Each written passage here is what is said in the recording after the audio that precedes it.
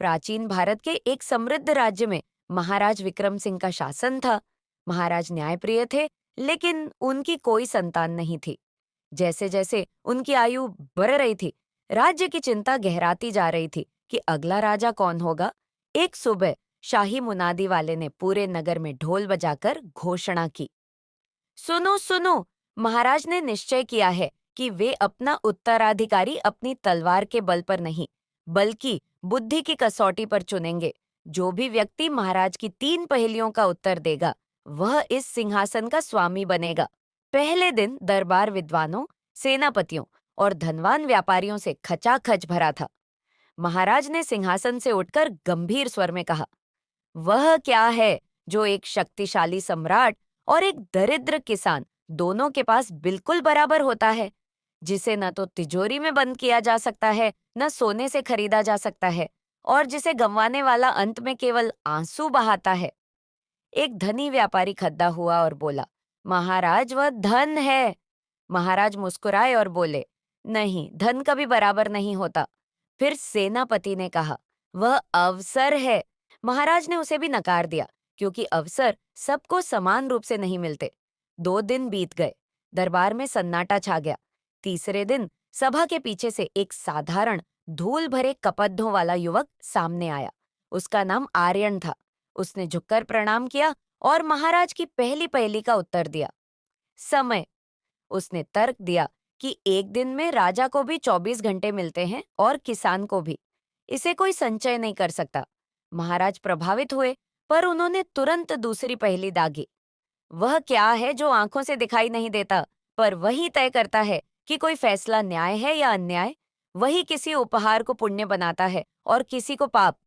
दरबारी उलझ गए। कोई अकानून कह रहा था तो कोई धर्म।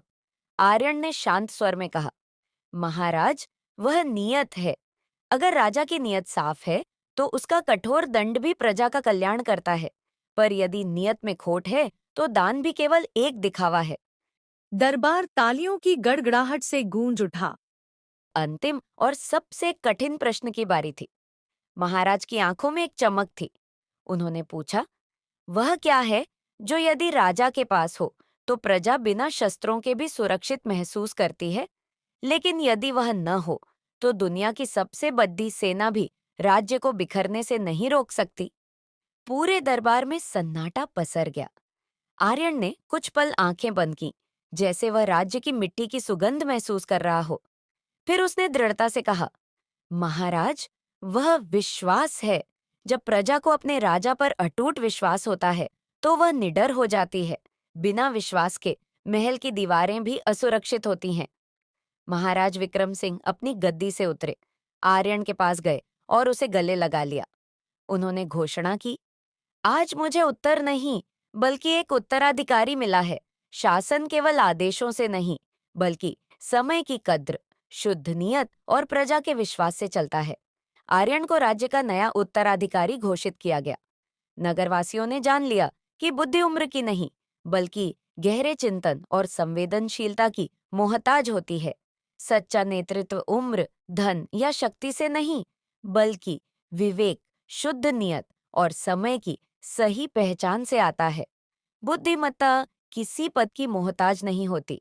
एक योग्य शासक वही है जो समय का मूल्य समझे, न्यायपूर्ण नियत रखे और अटूट विश्वास के साथ प्रजा का दिल जीते। अगर आपको ये कहानी पसंद आई हो तो नीचे कमेंट में अपनी राय जरूर बताएं। वीडियो को लाइक करें, चैनल को सब्सक्राइब करें और नई कहानियाँ सबसे पहले देखने के लिए बेल आइकन दबाना न भूलें। धन्यवाद।